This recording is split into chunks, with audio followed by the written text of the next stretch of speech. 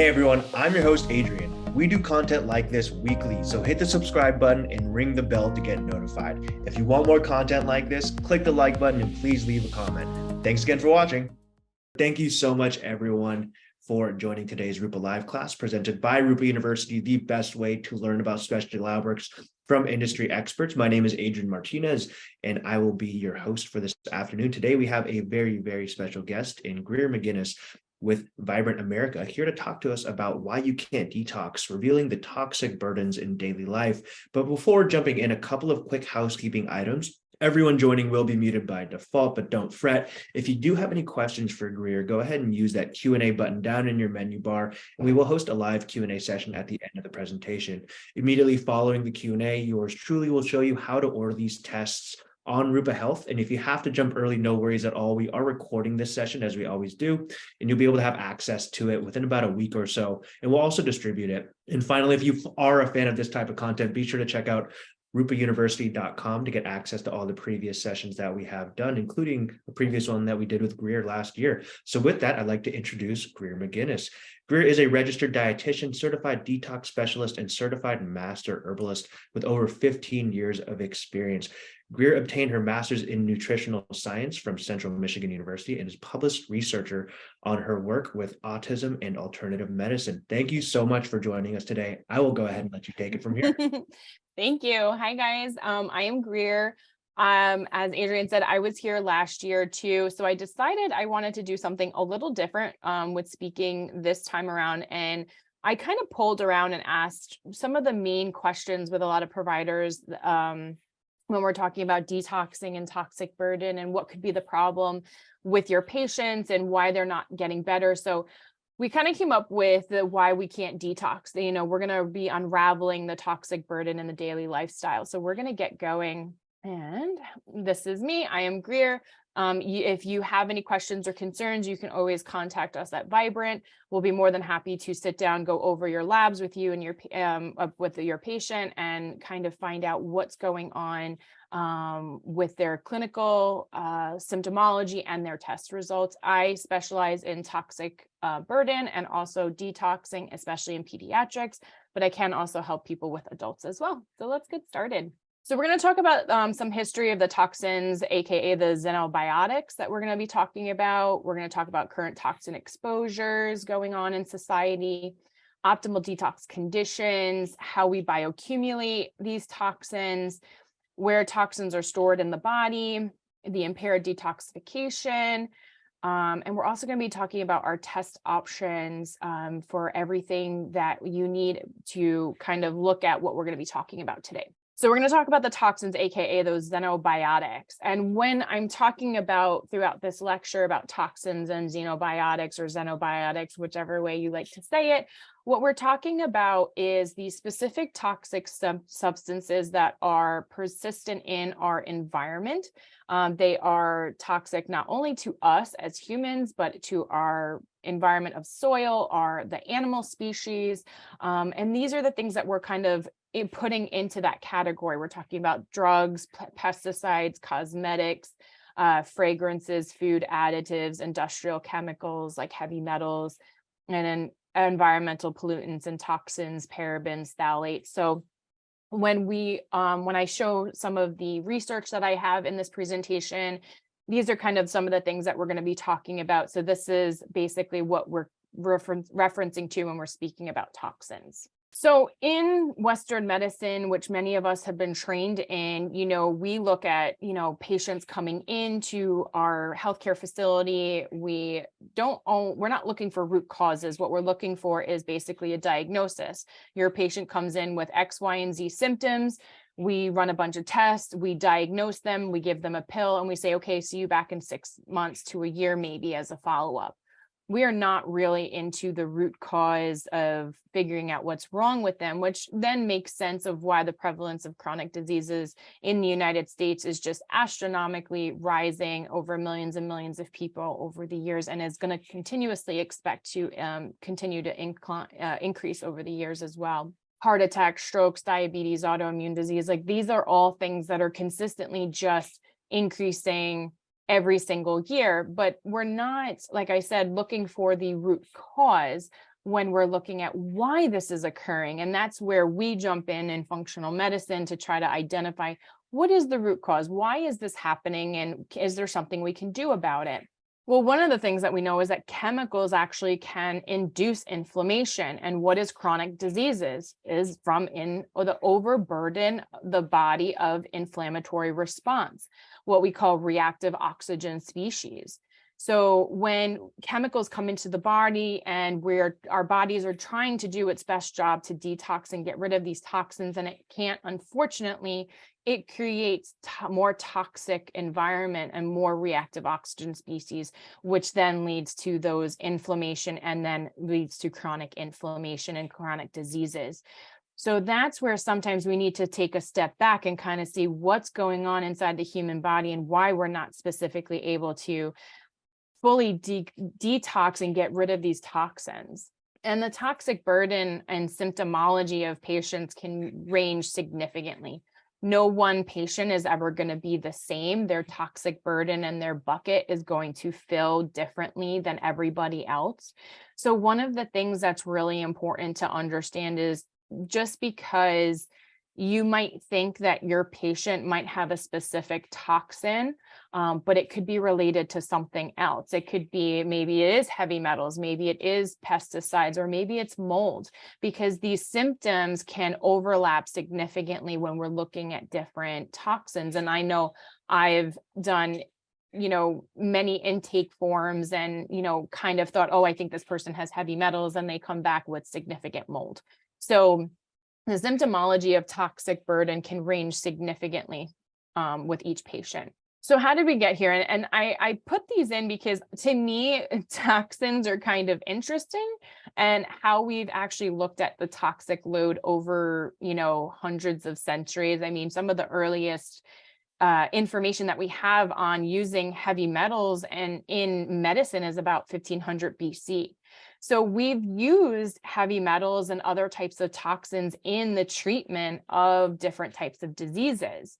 And then, we've used arsenic to treat syphilis, and we've used gold to treat smallpox, so we have over hundreds of years used certain type of toxicants to control other types of illnesses, chronic diseases, viruses, and such. And actually with pretty good effect, to the fact that we actually still use a lot of what we've known now.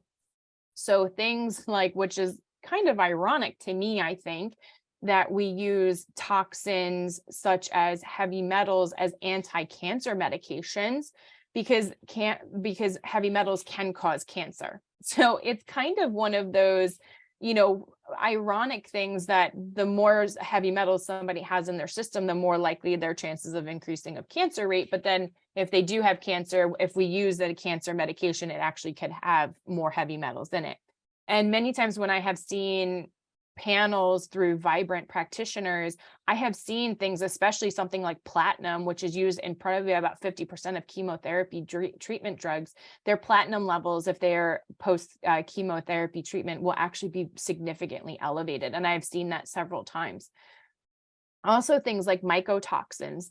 We use mycotoxins, which is mold, in a medication to actually prevent organ donor transplant rejection. And that's because we know that mold suppresses our immune system response. So we have cultured that into a pill, and we give it to people who have had organ donor transplants so that they don't reject their organs. And the mycotoxin suppresses their immune system. So we definitely still use today a lot of therapeutic toxins in our everyday, medical treatment. So it's something that, old medicine is still kind of new medicine, even though it is a toxin. So development of the toxic world is important to understand of how and why we are becoming more and more toxic as a society. Now, back in 1939, there was only about 32 active pesticides ingredients registered with the federal government, which, kind of does seem like a lot. But now I actually did this research myself and found that Currently, with the California Department of Pesticide Regulations, there's actually over 1,000 active ingredients now listed within the federal government, which is kind of scary, which means we're just kind of increasing since the 1950s.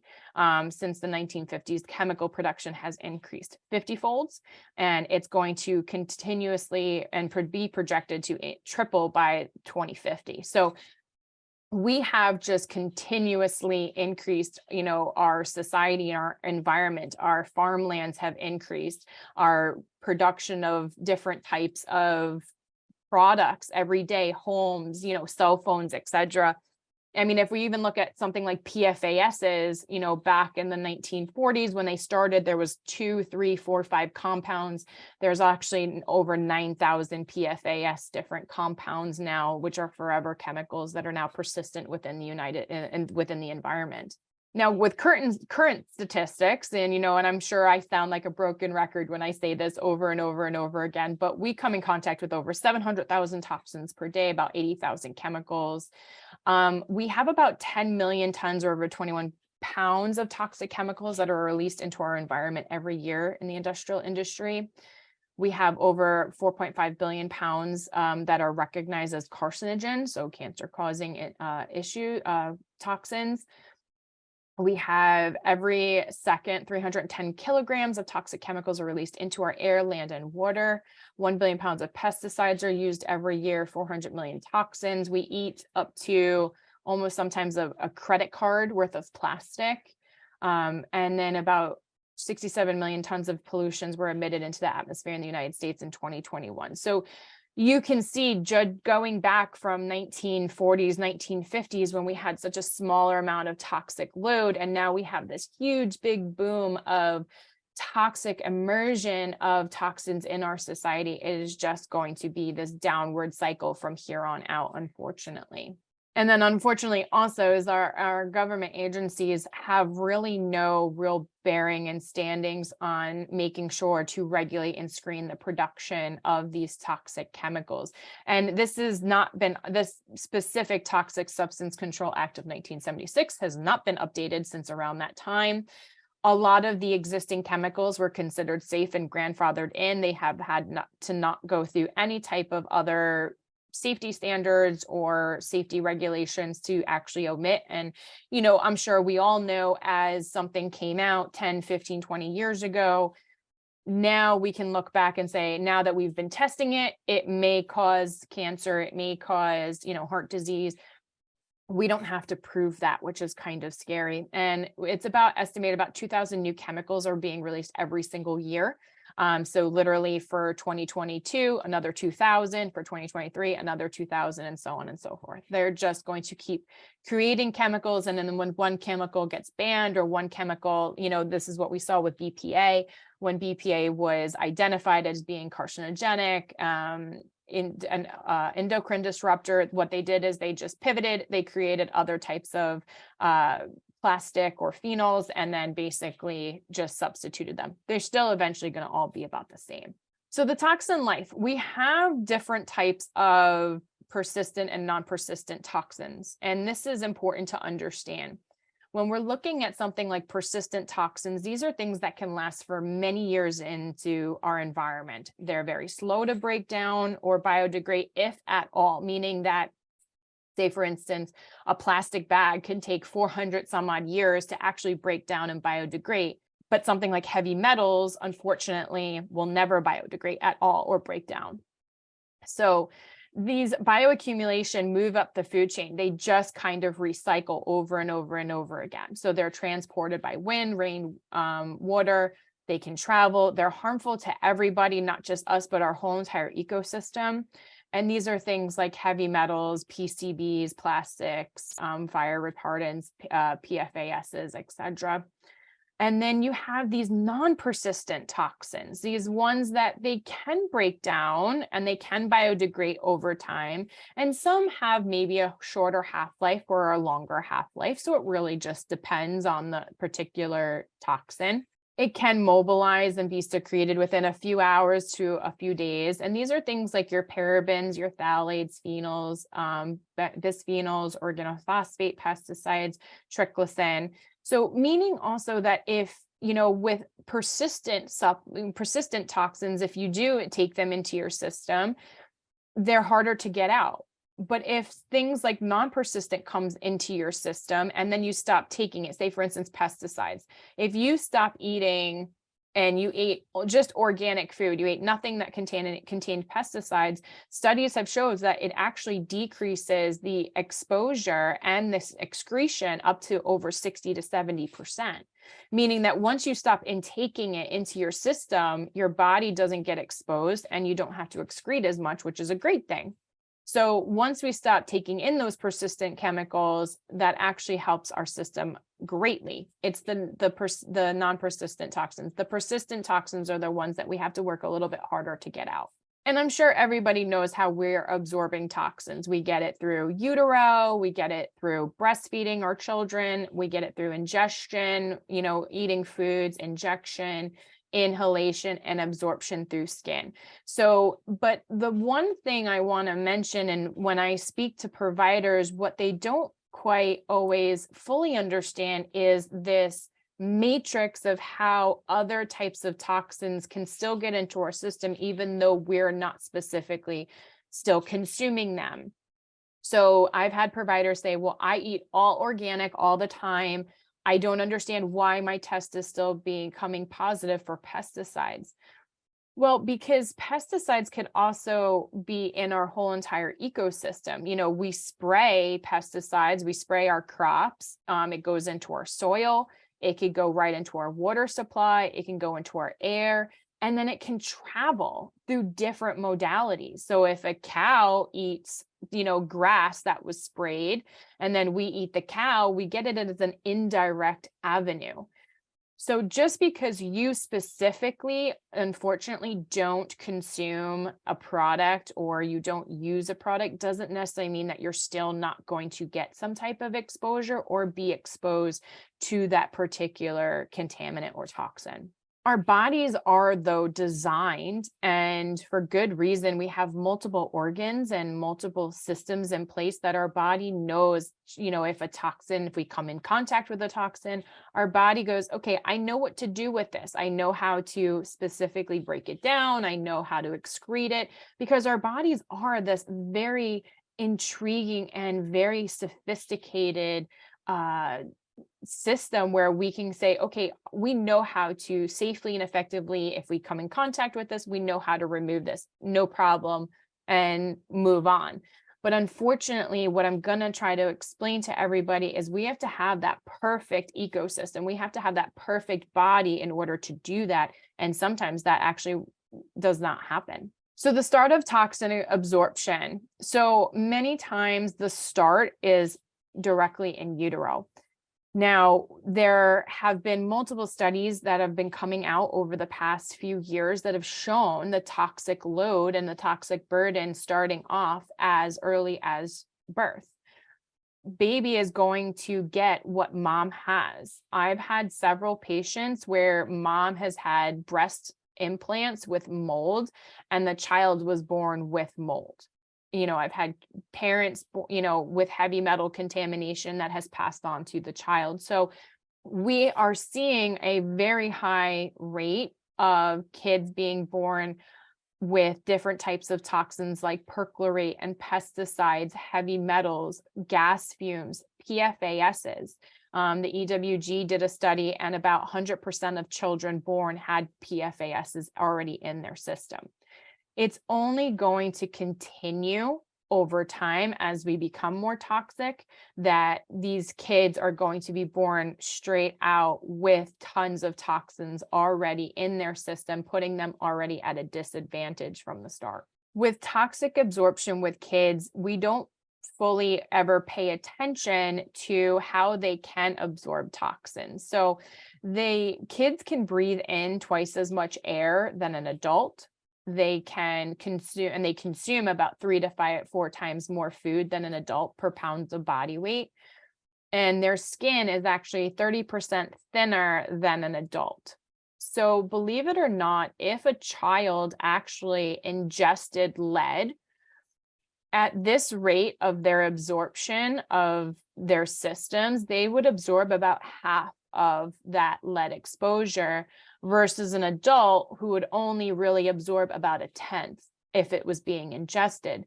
So showing that kids' systems put them already at a disadvantage, especially being so little, they will come in contact with way more toxins. They're lower to the floor, so any type of dust, mold, heavy metals, which is also in dust, will also put them at an exposure rate too. So they unfortunately are at a very high risk just due to their body composition. Not only that, but also their organ development. And we're going to definitely talk about this in a couple more slides, but with a child, their liver is not fully functioning and formed until they are much older. Their liver will be fully formed within the first few years of life, but it will stop growing between 18 to 21. So our liver is a very big, important piece to detoxification. The kidneys actually do take a few years to fully develop to be able to remove toxins from everyday life. And their digestive tract, especially the development of the digestive tract in utero, is typically within 9 to 12 weeks, which is honestly many times before women even know that they're pregnant. So there can be an issue with the development of their digestive system as early as 9 to 12 weeks, and then ongoing within the first 6 months. So depending if they're breastfed, formula fed, if they're on rounds of antibiotics, if they got food too early, all of that can disrupt the ecosystem of the microbiome and also then put them at a disadvantage for detoxing of toxic substances. Now, this was a really interesting study, or I guess article, but also kind of study. So about a couple years ago, the LA Times released an article that was showing that DDT, a pesticide that we stopped using in the 1970s, was actually still persistent, and that kids today were still testing positive for DDT. And I've had this happen to me several times with patients, both my pediatric patients and through Vibrant. And it was something that they showed that was passed on from grandma to mom to child, because it goes through our adipose tissue and it can pass on from, linear. So what they started doing was they started trying to figure out why this is happening, because we were always told, and it has been explained by the government agencies, that DDT had a half-life of between 5 to 15 years, meaning that it shouldn't be in our system anymore. It should have dissipated. It should have biodegraded and gone away. What they didn't account for was that apparently what has happened is when they were trying to get rid of DDT, they dumped it off the coast of California. And when they went back now, they have found DDT on the seafloor that has been there for 50, 60, 70 years and has not broken down. So what they're saying is, oops, we kind of messed up, and this could still be impacting our ecosystem, not only in the water and the food that we're taking from that ocean, but it could still be persistent within the human population. Another scary fact that I kind of found was there are about 500,000 barrels missing of DDT that they cannot account for off the coast of California, which I thought was a little scary, and I hope they find them, but we'll see. So when we're looking at toxins and we're looking at specific toxins like DDT, and I thought this was really interesting because, and I'm going to explain this in a few, but the liver is our body is supposed to be able to detox these toxins. They come into our system, our body's supposed to handle them and then get rid of them. But unfortunately, what we have found is sometimes the toxin can completely bypass the organ system, including the liver, and actually go right into the adipose tissue and get stored into the body. And this was an article that I found about intestinal absorption and metabolism, explaining how specific even DDT can completely bypass the liver and go right into the adipose tissue and will not break down. And then that's where you could get that persistent toxin inflammatory response. So the moral of the story, ideally, is that toxins can honestly stay with us for life. I mean, I have seen people from Vibrant, their patients, that these are patients in their 70s, 80s, 90s that still contain DDT from when they were kids from that exposure. So toxins can follow us throughout lifetime. So just because you eat a clean lifestyle, you live a clean lifestyle, and you don't feel that you've had exposure to a specific toxin, it could have been something that was passed down from you to you, or it could be something that you picked up along the way, and it's still going to continuously be a part of your life until we figure out what that specific toxin is, why you're not detoxing, and specifically help you to detox. And that's probably why, no different than, adult chronic health issues are rising. I think this is a big reason why kids' chronic health diseases are consistently rising. And again, I put this in here because I am pediatrics. I think it's important for people to be aware of the significant rise of children's health conditions that are chronically affecting kids, because it's, again, something I'm looking for root causes. And, for me, it's important to identify what could potentially be the root cause for some of these chronic health conditions. So how our bodies detoxify us. So I am sure everybody has heard this. And every time I hear somebody say this, I cringe. If you have a liver and a kidney, it is all you need to detox. And that could not be further from the truth, because there are so many variables that can happen when we are trying to detox. And I know it took me a long time to understand how complex the detoxification process really truly is between the liver and the body.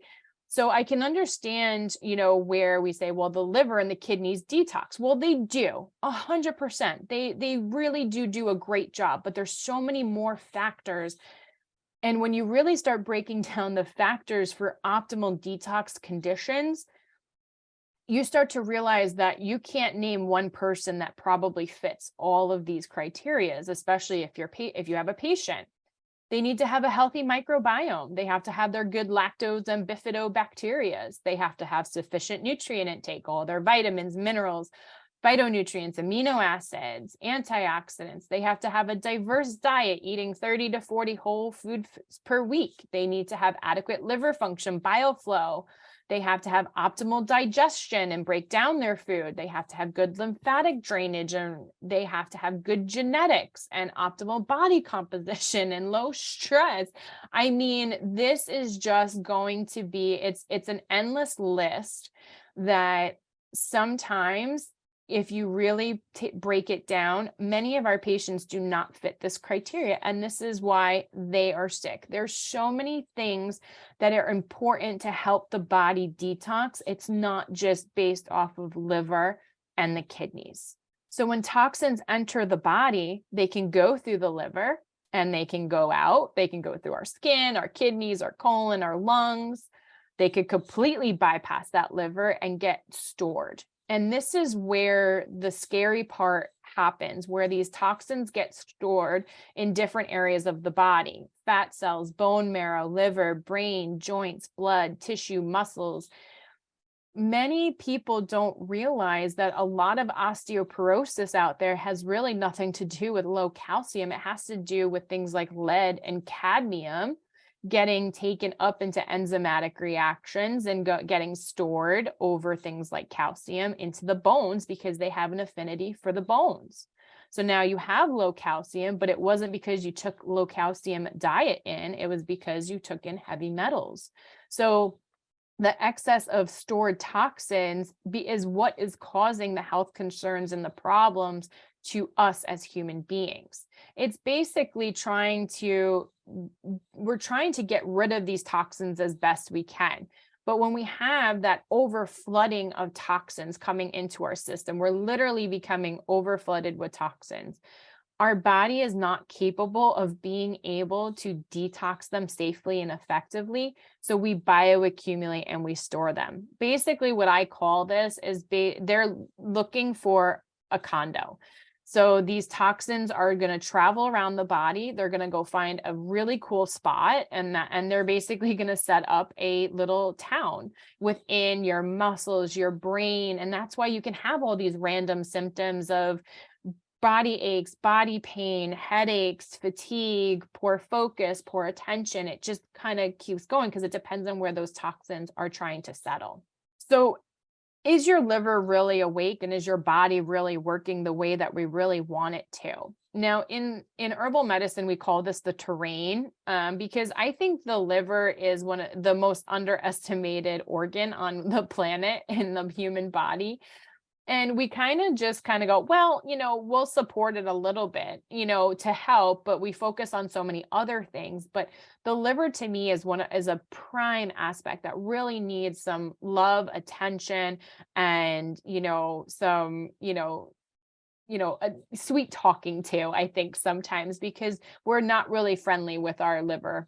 So we do have 3 different phases of detoxification, and I'm going to just talk about them briefly. I could literally talk about a whole presentation on just the phases of detoxification, but we have the 3 phases, which is called biotransformation. And we have phase 1, which uses the cytochrome P450 enzymes and other enzymes, basically to, when fat soluble toxins come in, they work on trying to break it down, manipulate it. They actually wind up becoming more toxic, because what we're trying to do is get them to go to phase 2. So once we get it to become more water soluble through conjugation pathways, we get to remove it from phase 1. And then we're hopefully going to go through phase 3 and remove it out of the body through urine, feces, and sweat, etc. So we have these 3 phases of the liver. They don't have to go in order. Again, and things can completely bypass the liver. But one of the biggest pieces of what I see with practitioners and with patients is when we have these fat soluble toxins coming in, they go through the phase of cytochrome P450. We need a bunch of nutrients for this. Now, in the grand scheme of things, most of our patients and most of my kids that I work with, they have enough nutrients to get through this phase. Like, they can kind of go through phase 1. The problem is phase 2 needs so much more nutrients that they don't have. So then phase 3 doesn't happen. And what you have now is a buildup of really toxic phase 1 toxins, or toxins in general that couldn't go through phase 1. So this is where that reactive oxygen species occurs. If they are broken down, they are broken down into reactive oxygen species. But now if they can't go through phase 2, they're just swimming back up into the water, into the body. And now you have high inflammation, high toxic load, and you can't get them out no matter what you do. But then on the flip side, if something inhibits or damages this P cytochrome 450, then you don't have actually toxins trying to go out. You actually continue these toxins in your system. And because they can't break down, they're even more toxic and they can do more damage. So for instance, glyphosate. Now, the CDC did a small little test from 2013 to 2014 where they took samples of adults and children to see, on average, the percentage of kids and adults with persistent pesticides of glyphosate in their system. And you could see the percentage is about 80% for adults and about 87% for kids. I do think that's a little low. I've seen other averages on way higher, but that's fine. Because what I want to explain, and the most important thing about why I want to talk about this specific, because something like a toxin like glyphosate can actually suppress and inhibit our cytochrome P450 enzyme from actually working.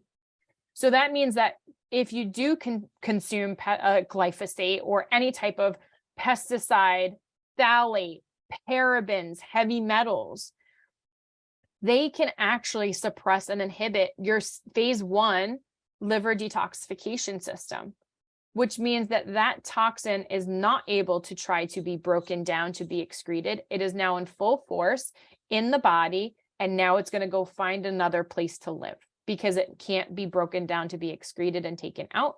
So it's going to go find a condo, a home, and it's going to stay kaput until we try to get rid of it.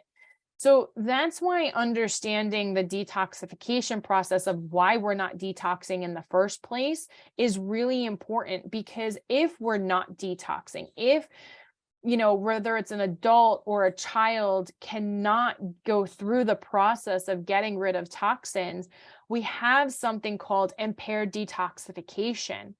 Now, what I think is really interesting is this is actually a research study from 2014 that talks about, the impaired role of detoxification mechanisms and the etiology and severity of autism spectrum disorder, meaning that the worse off somebody's impaired detoxification system was, the higher amount of toxic load they actually had in their system, including things like heavy metals. And it actually correlated with the more severely autistic children. So when we talk about impaired detoxification, methylation, and I know in functional medicine, we kind of get laughed at a little bit or shoved to the side that that's not a true thing. But we do have research studies to show that this is a thing, that impaired detoxification, if our gut isn't working, our body's not working, our liver is not working, like all of these things come together. And if they're not working, we're just impairing our detoxification. So, you could be an adult now, almost in your 40s, and you could have bioaccumulated toxins for the first 3, 4, 5 years of your life. And that toxin load that you had from that could have continued until you're 40 now. So just because your patient or you say, I eat a clean lifestyle, I don't take these toxins, why do I still have these toxic loads of, parabens and phthalates and pesticides? This could be a big reason why, is the fact of your insufficiency and your inability to detoxify early on in life, and your potential that you're still imbalanced now, and they have found a home and they're very comfortable, and we haven't evicted the toxin out of your system quite yet. So one of the favorite things that I like to talk about is how do we really niche down and find those toxins? How do we identify them, and how can we safely get rid of them? And one of the best ways that I do this with my patients is through the Total Tox Bundle through Vibrant. I love this test. One of my favorites is the heavy metals test. A lot of my kiddo patients will come back positive with heavy metals. And what we're always looking for is, we do have percentile ranges. We have the 75th and 95th percentile ranges of, if something is a specifically higher end or lower end. To me, it doesn't matter. All of these levels should really be at 0, technically, if we want to be honest, because heavy metals serve no purpose to the human body, none whatsoever. So, well, these specific heavy metals, they don't serve any purpose. They do us no benefit whatsoever. So definitely when I do this test, I'm looking for as close to 0 as possible. And I still want to see what is coming out of their system. And with kiddos, I'm always usually going to catch pretty amounts of heavy metals, because remember, they're eating more, they're drinking more, they're breathing in more air. And I definitely want to see what's being excreted from them. So the heavy metal test for 20 different types of heavy metals. Our environmental toxins, we test for some of the most amazing toxins, which is super helpful. We are testing the herbicides, so anything like atrazine, glyphosate. Atrazine actually has been shown to turn male frogs into female frogs, and vice versa, I believe. And the atrazine has been absolutely crazy in some of the research studies of being a very toxic element. We do test for other types of pesticides. Now, remember, I told you there's about 1,000 different types of ingredients in pesticides. We are testing some of the most common ones that are the ones that are used mostly in the United States. We are also testing the parabens, phthalates, and BPA. So if you're wanted to see, like, I was born in the age of Johnson & Johnson. which use tons of different types of parabens. You could still be holding on to those parabens, phthalates, which is plastics, and environmental phenols like BPA, triclosan, from hand sanitizers and stuff, so that you could definitely be looking at all those types of toxins in the human system. These are your endocrine disruptors. So if you do deal with patients who have difficulties losing weight or their hormones are imbalanced, this is definitely going to be the panel that you would want to kind of look at, because these endocrine disruptors can damage the system in the slightest. And I've also seen this with my ped patients who have early onset of menstrual cycles and development of breasts and puberty. And a lot of the times their parabens, phthalates, BPA will be extremely high. We also test volatile compounds, which many tests don't test, but I do like the volatile compounds. This is a lot of times the gas fumes in the air. And this could be from, plastics, resins, pesticides, gas fumes, things like that, that are in the air. And if you live, depending on your location, if you're living in an area that has tons of trucks and gas fumes and stuff, this is something we would want to test for, off gassing, things like that. We also have some other markers that we use too. We have DPP, which is flame retardant, and perchlorate, which is pretty persistent in water supply. But my favorite marker in this other marker test is this mitochondrial marker called tagaglycine. I say this a lot in my ped patients, and I have seen this a few times with adult patients too, that when the toxic load for the person is so significant and so high, they will have elevated tagaglycine. And this indicates that there's a mitochondrial induced toxic load, meaning that the toxins are damaging the mitochondrial of the brain. So this could be very informative if you're dealing with a patient, either pediatric or an adult, and they're having cognitive issues and they test positive and high for tagaglycine. It could be because of the fact that they have significant toxic load, and it's actually damaging or causing what we call apoptosis of brain cells and damaging the mitochondrial and the proteins on the outside. And then we have one of my favorites, which is the mycotoxins. Mycotoxin test with Vibrant is one of my favorite tests because we test the most mycotoxins out of any lab company on the market. And I appreciate that because when you're dealing with mold sick patients or people who could potentially be mold sick, you can miss big chunks and big pieces if you don't have a pretty broad spectrum test. So one of the things that I love is the fact that we test for aflatoxin B1, which happens to be the most toxic aflatoxin out there. Aflatoxin B1 actually metabolizes to M1. And so that's why M1 is mostly tested on a lot of mycotoxin lab tests, but we test the B1 because you can still, as a human, ingest really toxic aflatoxin B1 supplement contaminated grains. So for me, that's huge because if that is the case, it's pretty toxic and I definitely want to address it. We also do test for other types of mycotoxins that are food related, but that are also mold, like indoor environmental building mold. So you'll see the little arrows. These are all the mycotoxins that we test for that other lab companies do not test for. And especially if you're looking at something like fumosinins B1 and the trichothecene section here at the bottom right, this is really toxic black mold that's from an indoor environmental building, whether it be your home, grandma and grandpa's house, a school. And so if we didn't test for these, I would honestly tell you, I would have missed many patients' potential mold sickness or mold illness because the test, they didn't have sufficient testing. So we want to throw a very wide net and make sure that we're catching everything that we possibly can for our patients. And that's why I appreciate the mycotoxin test report from Vibrant, because it does throw that net out. And I've caught many times people who had mold sickness without, with previous testings that were negative. And finally, our newest test, which is PFASs. I love this test. So as I said, PFASs is testing is kind of new. We test for 20 different types of PFASs. We test for the most common ones that are still used in everyday life. Unfortunately, many of our products that we use still will contain some type of PFAS.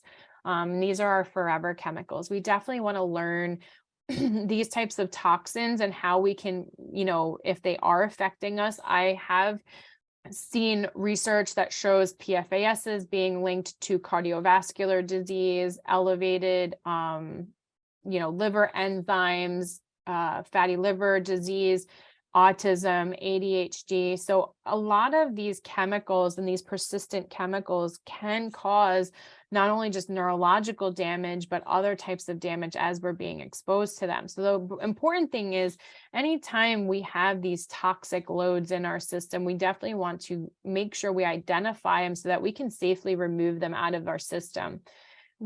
I always, as a detox specialist, want to know what I'm up against so that I can pinpoint and provide specific interventions for that specific toxin to remove. And at Vibrant, we have tons of handouts, tons of research to show, and to support our providers with specific detoxification supplements or, things that we've read and researched to show this is what you would want to use. Maybe try these types of supplements, these types of binders, because this has been shown to significantly reduce the level of exposure. So we definitely try to provide to you guys as providers a lot of research and information so you can get the best possible results for your patients. And that is it. So I know I've been seeing the chat kind of go a little crazy. So Yeah, and in the best way possible, Greer. yeah. Going through some of these slides, it's like a mix of excitement and also a bit of fear, just knowing what's out there as well. Like 2,000 new chemicals released each year. The fact that DDT was ever even a thing is terrifying. And it's still a thing. So I think that when I read that 500,000 barrels were still unaccounted for, I definitely got like goosebump chills, and I was like, well, that's unsettling.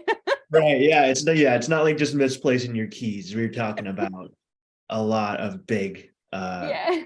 objects that are somehow missing. But thank you so much for the presentation. We had so many questions, and we'll get through as many as we can. But if you do have questions, go ahead and use that Q&A button down in your menu bar, and we will just hop right into it. So what are some of the sources of heavy metal toxins, and what can we do about this? So from birth, unfortunately, it's a lot of baby food, and arsenic was in juices, and baby foods had like lead and cadmium and stuff. But again, if you're looking at the grand scheme of things, it's coming from soil. So pesticides, soil exposure. So it's not just baby food, it's our food too. So from start of life, that's why we say don't do anything with like rice cereals and rice bars and stuff like that with babies, because they just get so much of that stuff into their system and heavy metals. Water supply is typically one of the biggest contaminations of heavy metal toxicity. About 190 million Americans are drinking radioactive water. So, I mean, that's going to be typically, like I had a kid a couple weeks ago whose arsenic level in his blood was 14. And when we looked at EWG, the first thing was arsenic was contaminated in their water. And it was interesting because the guy came out to test the water, said, yeah, we saw arsenic in the water, but it would take you like 240 years in order to make you sick. And she showed her son's report and he was like, well, I guess I'm wrong. Yeah, 3 years. So the next one we have here is, wouldn't we want to work on gut health and redox before detox? So yes and no. So this is like, I want to say it's a catch-22 a little bit, because if you start working on the gut, but you didn't remove the toxin that you're being exposed to still, you're not going to heal the gut specific first. We kind of have to do them simultaneously a little bit. I still run a stool test, a micronutrient test, and a toxin panel on all my patients first, because I want to show, okay, these are the toxins we're coming in contact with, and we need to remove them so that our gut can heal. Because remember, a lot of toxins like mold and heavy metals damage the microvilli of the intestinal mucosa. So you'll have, and mycotoxins can damage our digestive support. So it's like, it's going to be a vicious cycle, unfortunately, where I do both at the same time, because you can't really fix one without the other. And if you try to fix the gut without removing the toxin, you'll get to a certain point where the patient feels better, and then all of a sudden they'll regress because they didn't remove the toxin. Yeah, it makes sense.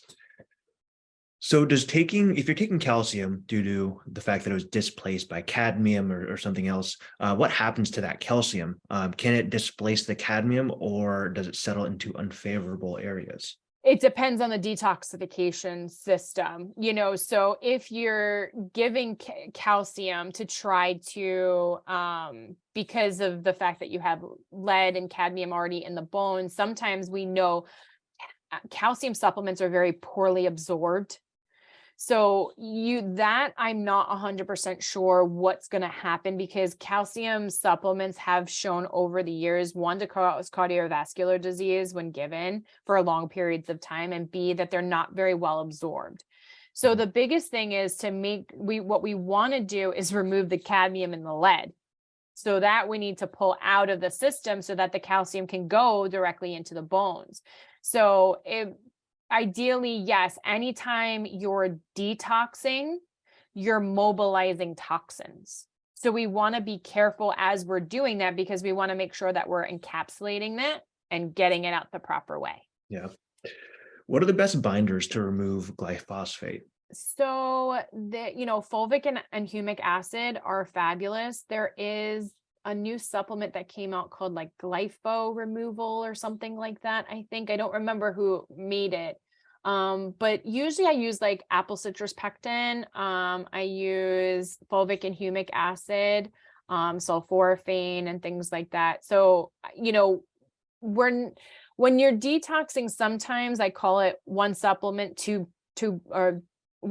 killing like two birds with one stone. It's like one supplement and you're killing two birds with one stone kind of thing, where you could use one supplement, it's going to take away glyphosate and other types of things too. So I definitely like pectins and fibers, like really good high fiber foods are really good too, as well as fulvic and humic. Are biofilm disruptors suggested prior to running the Vibrant Labs? No.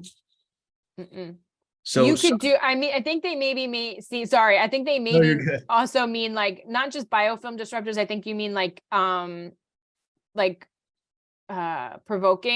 provocation things, because biofilms for a toxin panel wouldn't really come out. I think they mean provoking, but you could if you wanted to. So some say urine mycotoxins are not relevant. Does mycotoxin testing reflect what you ate, or really what you're exposed to? I don't know who says they're not relevant. So one thing that there's never going to be 100% accuracy with toxins, because they hide. So when we're testing, a lot of times we are just skimming the surface of what is actually in the human body. So to me, it's not reflective of what you ate. Remember, colonization means you basically like created a whole system, an ecosystem, and that it's basically it's like mom and dad are having babies and babies and babies, you're colonizing. So you're going to be excreting that. So it's not based off of what you've eaten. We're also looking at specific mycotoxins from the mold. Yeah. Mycotoxins are very difficult. Yeah. A lot of people want to get in touch with you, Greer. Oh yeah. How do folks get in touch with either you or somebody from Vibrant, as well as kind of expanding on that? What resources are available for people interested in learning about it, as well as if they order these tests, what resources are available for help interpreting results? Yeah. So what I'll do is I'm going to put my email in the chat. So if somebody has a question, or if we don't get to a lot of the questions and people have questions, they can email me. But all you have to do honestly is go online. and you could book a call with anyone on the clinical team. And we all have our specialty areas and stuff. So if you did a tick-borne, you might want to consult with Dr. Bruno. If you did a toxin panel, you might want to consult with me, and you have that option to pick who you want to contact and speak with. Yeah. I will say Vibrant does a great job of providing the resources, whether they're human or even just within their existing resources, to give practitioners to set you up for success. And there's vast amounts of information as well. So great question. Greer shared her email in the chat. I can also send a follow-up email with that as well. And is Vibrant available? So Vibrant is available to do consultations as well, correct? Yeah, not the patient, but the provider. So as if you're the ordering provider, you're able to make a call with one of us on the clinical team. Awesome. Are there courses that are offered if a practitioner maybe wants to learn a little bit more on their own, or would that be considered within the consultation? So we do have a lot of free webinars on our portal. Under the education button, we have these different folders with the different tests. I did like a 3-part webinar boot camp series from September to November that you can watch. So it really depends. We don't have specific courses yet, but that's where the consultations help, because we'll talk to you about your patient, their symptomology, what supplements you're using, and guide you. Like, we'll interpret the test results and kind of help guide you with, interventions for your patient. Yeah, absolutely. Thank you for sharing that. Yeah. You test for mercury in dental amalgams. So that's the difference between organic and inorganic mercury in testing. So dental mercury fillings are a little bit difficult because of they also contain mercury, but also other contamination. So the short answer is yes. We will pick up mercury. However, you have to understand with dental fillings and mercury is one of those ones that love to evade the system at all costs. And I many times don't see mercury. I have 4 amalgam fillings myself that I need to get removed. And between the off-gassing and how much I've absorbed over time, it goes right into your adipose tissue pretty significantly and quickly. So it is way harder to test for mercury, but yes, it's just a very difficult one to test for. Yeah, absolutely. And shout out to Cindy Fink, who apparently just created an account with Vibrant. So thanks, Cindy. So one of these practitioners or attendees tested high for beryllium. Any idea where that might come from? So beryllium, depending on their location, a lot of it can come from water supply. Depending, like many metals now are what we call alloy metals. So say, for instance, like your computer, it would cost a fortune if this was only made out of one type of metal. So they will use other metals like beryllium, thallium, tellurium, and stuff to add it in because they're cheap. So beryllium, that's part. Heavy metals are the hardest because they're in everything. You hold your cell phone. Your cell phone is made of so many different metals. Your computer, your refrigerator, your microwave, your stove. So many times it's electronic devices too, but it also could be from water supply and things like that. Yeah, great question. And just a heads up, folks, I know we are at the top of the hour. We're going to keep going with Greer for a few more minutes to get through everyone's questions, but I know if you have to hop, thank you so much for joining us today. We will go ahead and send out the recording within the next few days, but we appreciate you. And for those of you who are able to stick around, what I'll do after the Q&A is show you exactly how to order these tests from Vibrant directly on Rupa Health. So the next question coming in is, this practitioner unfortunately had, her father had some adverse effects from the vaccine. Do you recommend, or is there any panels that you would recommend running from Vibrant to test neurological issues? Yes, specifically. So one, I would definitely do the stool test because I have seen many people's guts like completely turn after even COVID itself. So I would definitely do a stool test because that gut brain connection. And we also have something called the Neural Zoomer Plus, which would be super helpful in any type of cognitive, like if you think you have PANS, Alzheimer's, dementia, etc., like that would be my test to run. What are PFSAs?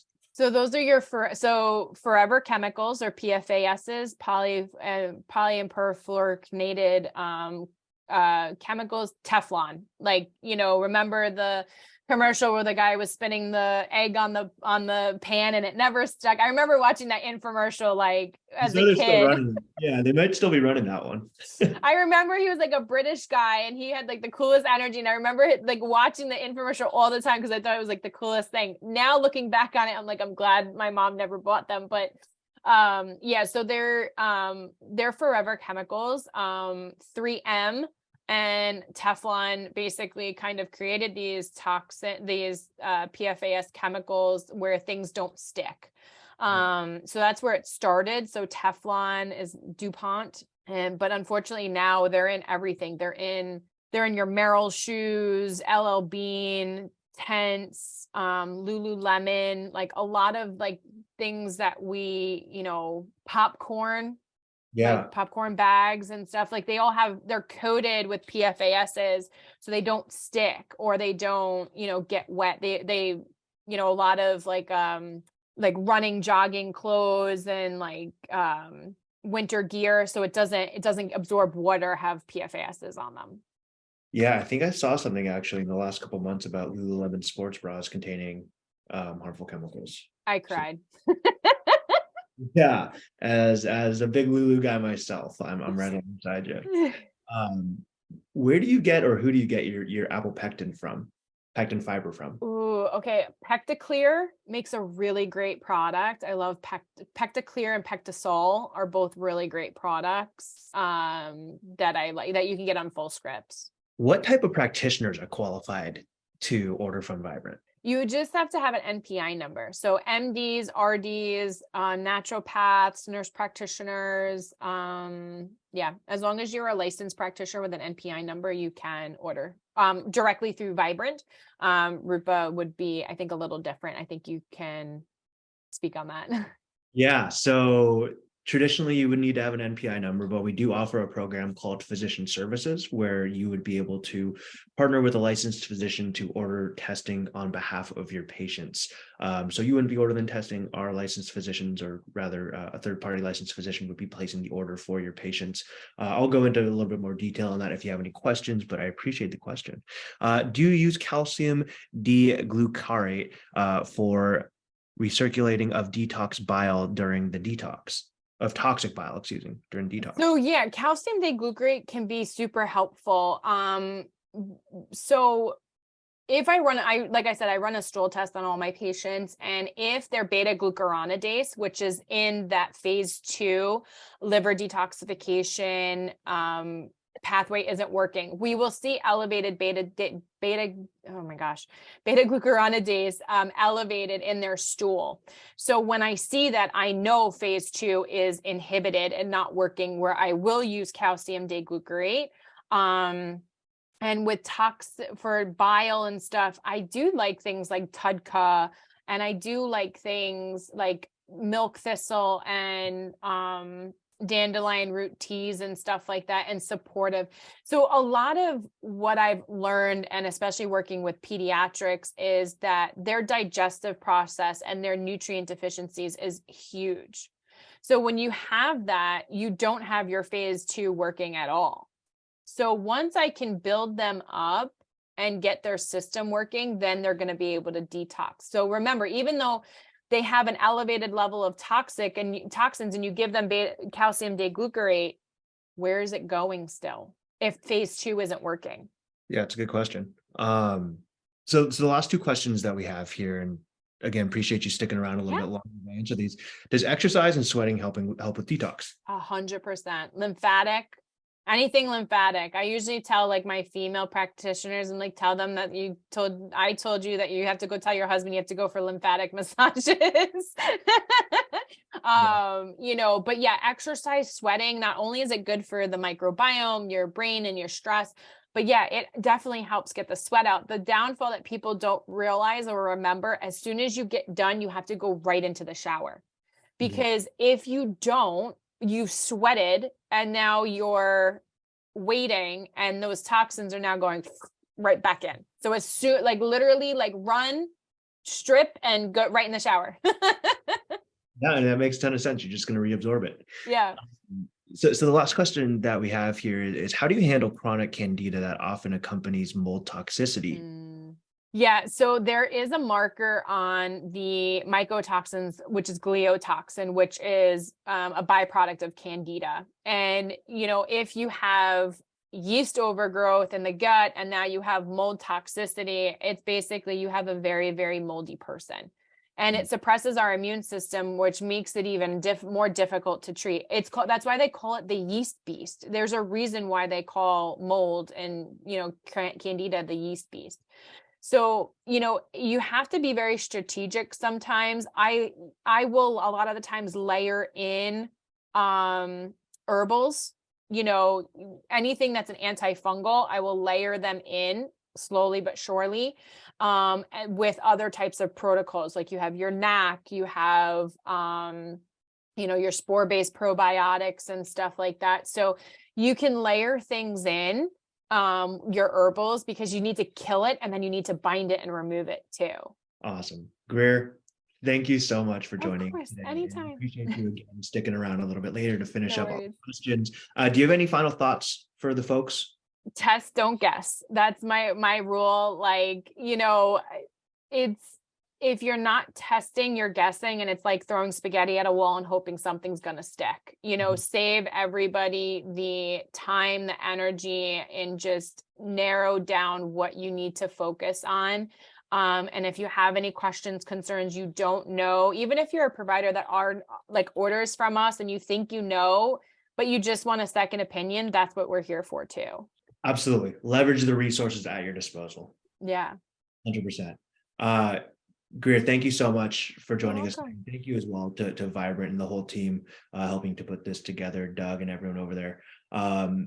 What I'm going to do is, you're welcome to stick around or you can hop off, but I'm going to transition over to a demonstration of Rupa Health. And I'm going to show everybody here how to order these tests that Greer was speaking about today directly from the Rupa platform. And so I'm going to jump over and share my screen, and just another big shout out to Greer. Thanks again. Hello, everyone. Thanks for sticking around. My name is Adrian. I am the head of practitioner partnerships at Rupa Health. And I want to just first and foremost thank you all for joining us today. Education is a really important component to Rupa Health. And for those of you who may be new and not necessarily know who we are, Rupa Health is a functional medicine lab platform, and we are designed with the goal in mind to streamline and make your life easier when it comes to lab testing. And we do that in a few different ways. And one of the main ways that we do that is that we are a one-stop shop for you to get access to over 30 different labs, of course, including Vibrant, as well as a handful of others, all in one spot. Whereas traditionally, you'd have to go set up separate accounts with each one of the labs that you want to work with. We work with over 30 different labs, right? And so no more having to go to each individual lab portal to place your orders, to manage your results. You have it all on rupahealth.com. Beyond that, we'll also handle the patient experience. So as soon as you order those tests, we'll take care of all the patient support. We'll handle all the specimen issues. We can walk through and show them how to coordinate their phlebotomies. Basically, all these things that would ultimately be on your shoulders to handle, we'll take care of that. And the goal there is to free up the time and energy for you to help grow your business, see more patients, whatever it is that you want to do with the time back that you would traditionally be spending on this test. We'll give that back to you. And then finally, education. Rupa University is the educational component of Rupa Health. And so we partner with our lab companies to create content just like the one that you just attended. We do webinars, we create podcasts, magazines, all of this information and aggregating from all the labs that we work with to, again, give you a one-stop shop to learn about all the different tests that are offered in the space. And so what I'm going to do quickly is just run through a quick demonstration of Rupa Health, show you how it works, show you how you can sign up for free and get access to all those different tests. So this is the Rupa Health dashboard. I'm going to minimize this a little bit. So this is the Rupa Health dashboard. As I mentioned a moment ago, it's free to sign up for. All you have to do is go to rupahealth.com. You can create an account with us. You can use your NPI. If you don't have an NPI number, you can sign up for a program called Physician Services. And what that will do is partner you with a licensed physician to order tests for your patients. And so to show you how simple it is to order a test on Rupa Health, all you do is press that blue button that says start an order. I just need my patient's first name, last name, and email address. From there, it'll bring me right into my order screen. Within this order screen, it's customizable. So I can do things like setting up custom bundles. So if there's sets of tests that I want to add into a single bundle, it can be from any one of the labs that we work with. I can add them into a bundle, one click, and they're added to my cart straight away, right? Traditionally, you would have to go to each individual lab that you want to order from again, right? Order that test, type in all the patient information, and you have to do that 3, 4, 5, however many tests that you're ordering from each time. That takes time, right? Down below that, you can create a favorites list. So individual tests that you commonly order, you can put a little heart next to it. And so that way they're appearing right here at the top. And so if I want to order a heavy metals test from Vibrant, if I want to order PFAS chemicals test from Vibrant, I can add those into my cart straight away. And if that's it, I go ahead and click send a patient. That's how easy it is to order tests on Rupa Health. But maybe I want to pair that with other testing. Maybe I want to run a SIBO test and I want to order that Genova test. Or maybe I want to order a GI map from Diagnostic Solutions. I have the opportunity to order from any one of the labs that we work with all on one screen. And if I'm looking for a specific test, I have access to all 3,000 plus tests down below. And if that's it, I just go ahead and click send a patient. That's how simple it is to order on Rupa Health. Now, getting into the specifics, how does our pricing work? As I mentioned a moment ago, it's free to create an account on Rupa Health. It doesn't cost you a dime. The way that we generate our revenue is there's a 7% processing and ordering fee on each order. And we'll always break that down as transparently as possible. Now, that 7% processing and ordering fee, that's paid for by whoever's paying for the tests. So if you're having us bill the patient directly, then the patient will be the one paying for not only the cost of the test, but they'll also pay that 7% processing and ordering fee. For you, if that's the circumstance that you want to do it under each time, Rupa will be free. The alternative option being you pay for the cost of the test yourself, in which case you just pay everything to Rupa, and then you can bill the patient separately outside of your platform. There's a handful of reasons why you want to do this, but I would say the majority of practitioners just prefer us to manage billing because, again, it's taking another thing off your plate.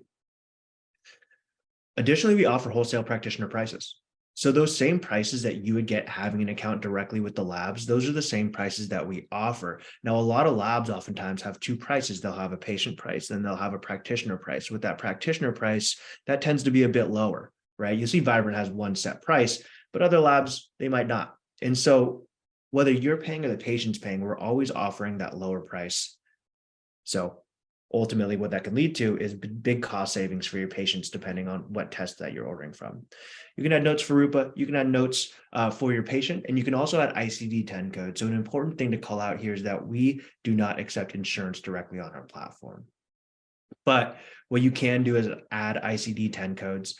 My favorite one is sibling rivalry. I can vouch for that being a real thing, and you can add that onto your order. We will automatically create a super bill for your patient so they can submit that to their insurance for potential reimbursement. I think one of the biggest difficulties that we're seeing within functional medicine right now is the fact that they're not covered by insurance, and there's not a lot of clarity as to what is covered by insurance. Now that goes beyond functional medicine. I think nobody really actually knows how insurance works, but specifically within functional medicine. And so what we're doing here is putting your patients in the best position to get that reimbursement. So while there's no promises, what we're doing is saving you as a practitioner or your staff the legwork that would be required to create these super bills. So all you're doing from there is you're just clicking send a patient, and that's it. Now, once you click send a patient, what happens is that we reach out to your patient. They'll be notified that these tests have been ordered. We will ship the kits out to them. We will send over instructions and FAQs, walk them through how to take their test. We can help them schedule the phlebotomy if necessary. We'll follow up with them, and then you're notified as the results come in. Our compliance rates are above 85%, so we see very high completion with these tests. Now, what does it all look like? It looks just like this. So we'll reach out to your patient. We'll let them know that the kits have been ordered. We will collect billing from the patient if that's how we're doing it. But a really, again, important thing to call out here is that we offer multiple different payment solutions. So beyond just accepting credit or debit, we can also accept HSA, we can accept FSA, as well as we can set up a 3-month interest-free payment plan with the patient. Pretty cool. From there, we'll collect all the necessary information to complete the order. But if you're paying for the tests yourself, nothing changes with the patient experience. The only difference here is that we're not going to show the patient the cost, right? If you're billing the patient outside of our platform, we're not going to show you, or rather show your patient what you paid for that test. From there, we'll send over instructions and FAQs, oftentimes videos on how to take each test, how to fill out the requisition form for each test, as well as how to schedule a blood draw if it's required. We'll send over resources based on the lab that they're working with. Otherwise, you can customize this information. So if you are lucky enough to be able to do phlebotomies yourself or have a preferred location for them, we can take that information and send that directly to the patient as well. But if they have any questions regarding testing, they reach out to our team, and our team will facilitate support for their questions. So again, traditionally, you would have to be the one handling all the support, all the specimen issues. Where am I getting my blood drawn? So on and so forth. And so we will offload all the patient support off your shoulders onto ours. You can see our instructions on the right-hand side here. Very comprehensive, but equally as important, they're very user-friendly. So a patient can click through individual sections to find what they need. But also, again, they can just reach out to our team. From there, follow-ups, and then you're alerted as the results come in. So you're tracking all of your results in one dashboard. Beyond that, we even integrate with a few different EHRs as well. So if you're working with an EHR that we integrate with, those results will flow directly into the patient file. Otherwise, again, they're all going to be in one place anyways. So all you'd have to do is download them and upload them if you're not working with one of our partnered EHRs, which are Practice Better, Optimantra, a few more on the way, but we work at, I think, 5 or 6 currently. But as you can see, you can track the progress and status of each of your orders all in one place. So here's my results for 2 of my 3 tests are in. I can see when the sample arrived at the lab, when I'm expected to get the results in. And from there, I can download them. I can send them to my patients. I can schedule a clinical consultation. So I know Greer mentioned a moment ago or previously that you can schedule time with Vibrant to speak with one of their clinicians if you need assistance. You have that option at Rupa here. So ordering through Rupa, you're not losing anything that you would be gaining through working with Vibrant. So we still offer the clinical consultations. You would be meeting with somebody from Vibrant or whichever lab that you're working with. So we offer that as well through Rupa Health, but it's all in one place, right? Additionally, we have some cool functions beyond just being able to send orders or results. Rather, you can create a results summary even. So if a lab is sending us a specific file type of the lab results, our software will be able to create a patient or client-facing PDF, and you can create biomarker visualizations, breaking down specific ideal ranges. You can create next steps. You can create a whole treatment plan within our software. It's amazing. We even launched today diet plans. So you can input a patient-specific dietary restrictions, and it will create a whole diet plan based on what you're inputting. It's a really unique tool. We're kind of a one-of-a-kind organization right now within the functional medicine space. It's free to sign up for. I highly recommend just creating an account if you are interested in learning more. But we also have the Learn About Labs tab. So the last thing I'll finish up with here is Learn About Labs.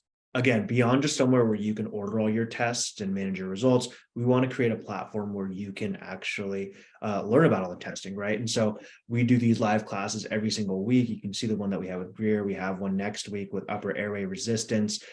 This is taught by a fantastic dentist. So it's going to talk about how your mouth is impacting just kind of the rest of your body. We have an organic acids test coming up as well. And then we have all the resources available for you down below. Right. And so I have a compare tests tool. We work with over 3,000 different tests, right? It's a lot. Nobody is a professional or expert on all of them. And so if you are interested in saying, hey, what are the different hormone tests available on Rupa Health? You can customize this, but we also have the preset ones. And what this is going to do is break down just the raw information. What are the hormone tests offered? What are the costs? What are the turnaround times? Any additional fees, sample reports, collection instructions, and down below, you can see all the biomarkers.